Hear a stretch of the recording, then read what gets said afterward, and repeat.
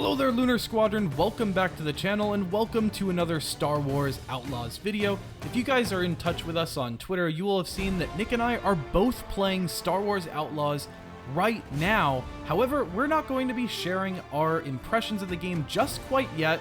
We're going to be sharing our impressions and our full review on Star Wars Outlaws this Monday, August 26th at 5 a.m. Pacific, 8 a.m. Eastern. But in the interim, today we are going to be talking about some very exciting new gameplay details, particularly showing new gameplay on Akiva that was shared by IGN today at Gamescom. There's a ton of really cool details in this one that you're not going to want to miss on, so make sure to stay just right here for those. But first, if you're new to the channel, we would love to have you, and the way to do that is go down below this video, click the little subscribe button, and make sure to hit the bell notification button right on next to it. It's going to let you know every single time that Nick and I upload the latest and greatest videos here on YouTube. Also, to stay in touch with all things Lunar Squadron, make sure to follow us on Twitter at Lunar Squadron. That said, Nick, ready to get into this one? Oh yeah, I've been wanting to see more of Akiva for a very long time. Alright, let's do this, guys.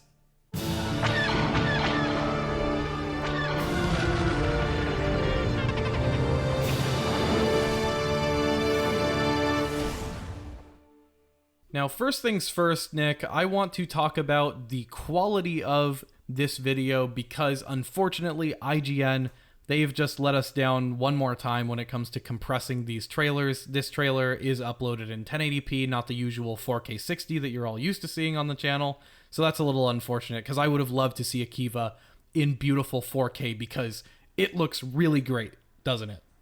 Yeah, it does, and I'm really excited to finally just get to see more of Akiva gameplay. I think this is truly one of the more interesting planets that we will be seeing in Star Wars Outlaws, simply because, and Julian Garrity kind of mentions this here in the beginning as we land on Myrra, is that this planet hasn't been featured much in Star Wars. Like, we've heard about it. It's in the Aftermath book series, if any of you have read that. But this really is the first time that we're actually getting to see it. And I want to say, like, live action. Of course, this isn't live action. This is a video game. But this truly is one of the first times that we are ever seeing this planet that has been established. And it is really exciting to see this planet brought to life.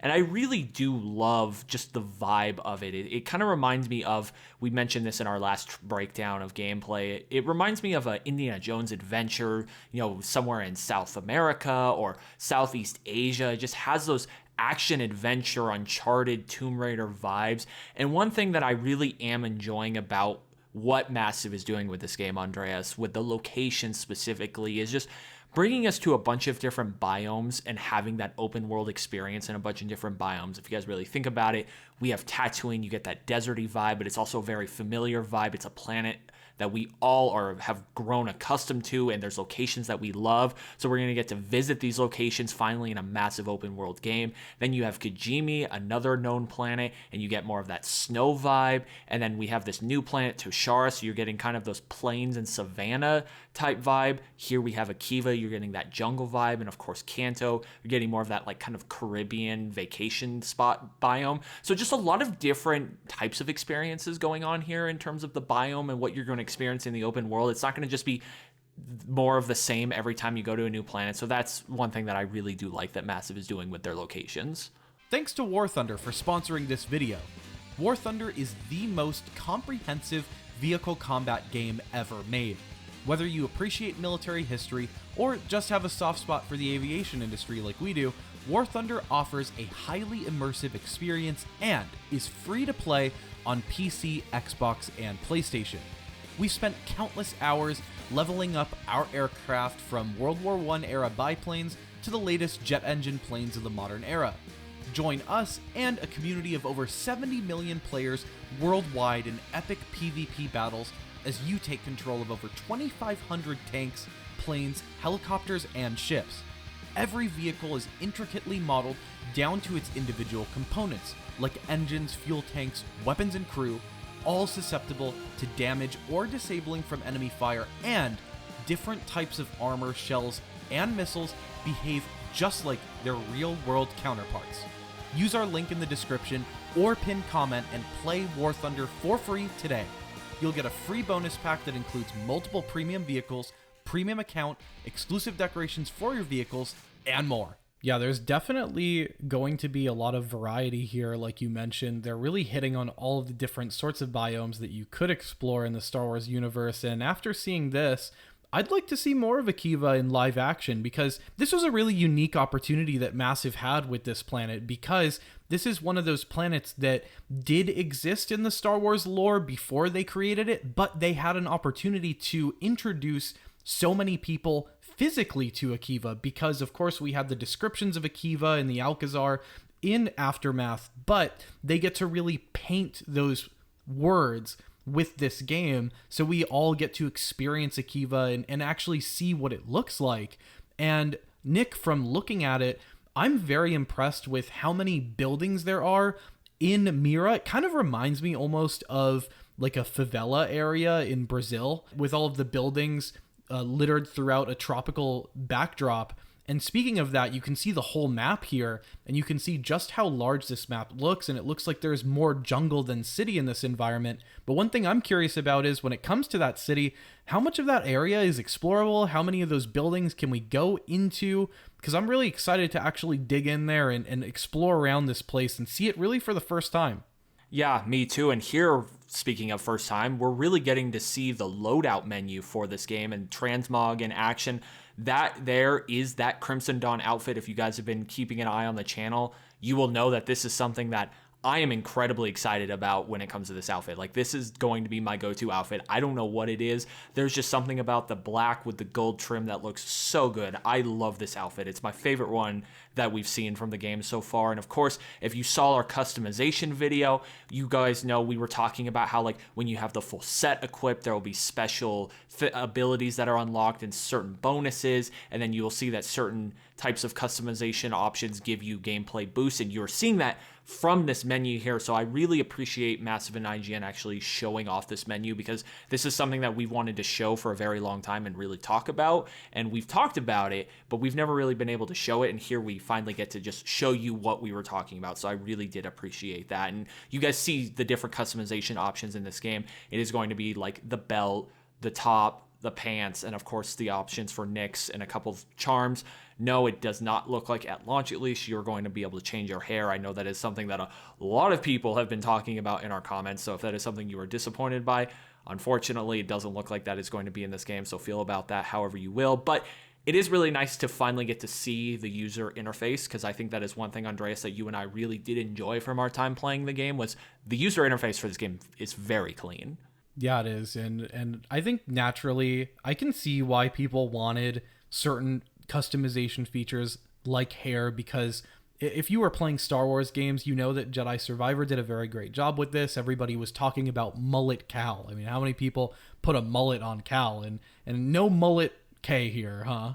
No, there is no mullet K. And you do bring up a good point that there was that option in Jedi Survivor, so I think it's natural that a lot of people would expect something similar here when it comes to Star Wars Outlaws, but it looks like it's going to be mostly focused on the clothes. And of course, then you guys see what other abilities there are in the menu with like the blaster and the vehicle and stuff like that. But what we're going to see next here is actually going out into the open world of Akiva. We haven't seen much of this, just really short snippets of gameplay. So it is really nice to just get out and experience what the world is going to look like.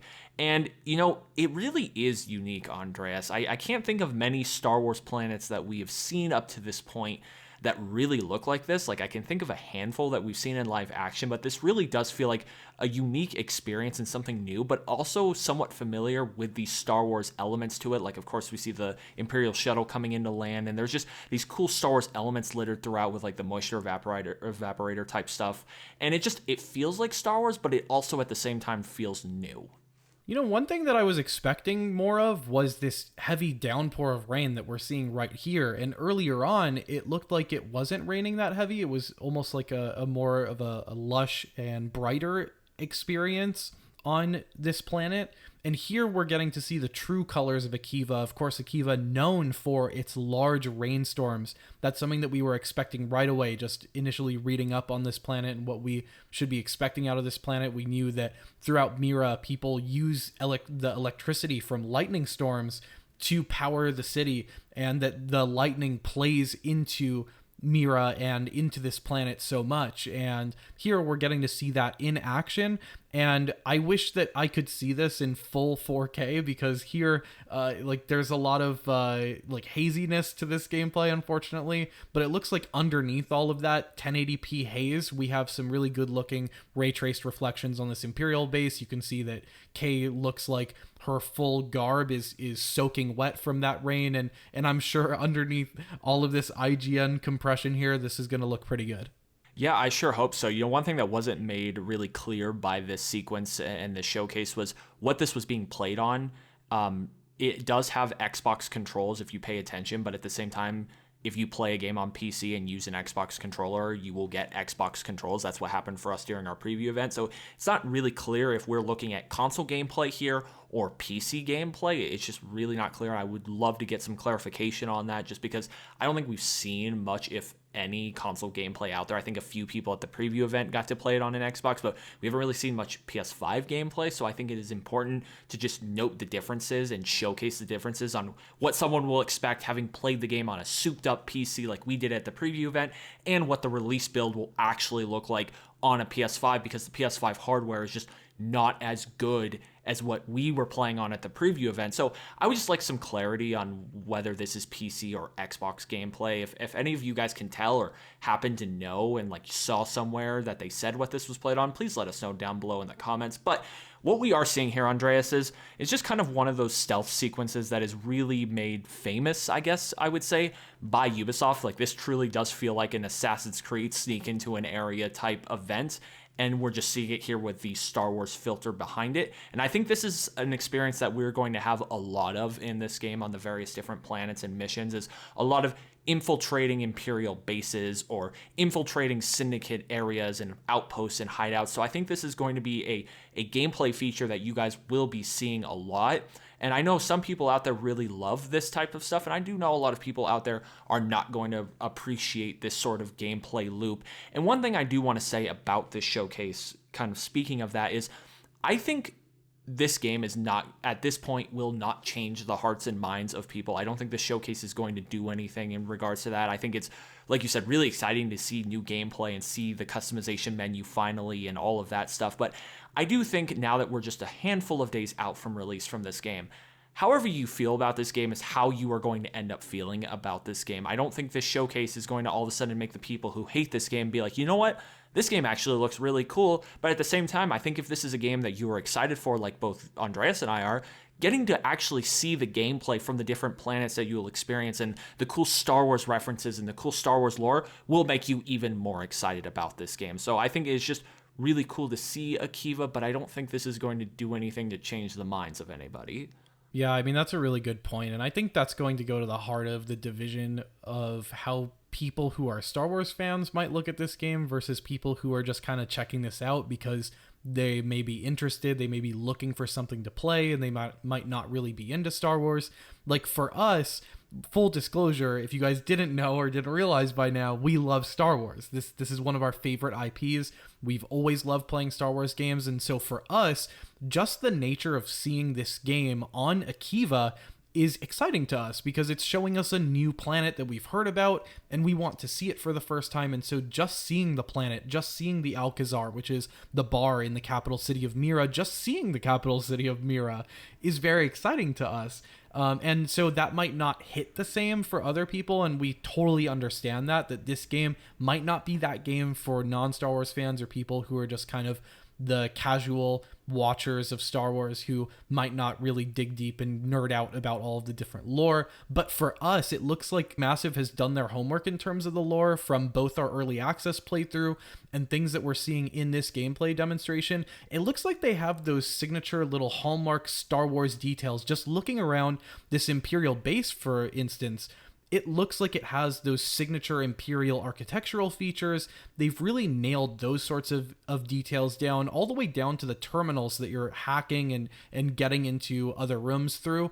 Those little terminals, all of these details are amounting to an experience that looks very immersive, looks like we're going to get into the Star Wars universe. And I think that's what really brings a lot of this excitement towards this game for us. I completely agree with you. I think people who love Star Wars and love these little details and lore things, I think this is that game for them. I think they will be able to overlook some of the negatives that will come out of this game, if there are any, or stuff that people don't like. I think just having an open world Star Wars game will be enough for some people. And I think based off what we're just seeing from this Akiva gameplay and other gameplay showcases like that Tatooine one, this really does feel like it's going to be kind of that traditional Ubisoft experience, or that traditional massive experience, just through the filter of Star Wars. And I think that is something that a lot of people are going to love. And I think that is also something that a lot of people are not going to like, because there are a lot of people out there who don't love the gameplay loop of a Ubisoft open world game. I personally have never been bothered by the way that Ubisoft has structured their games,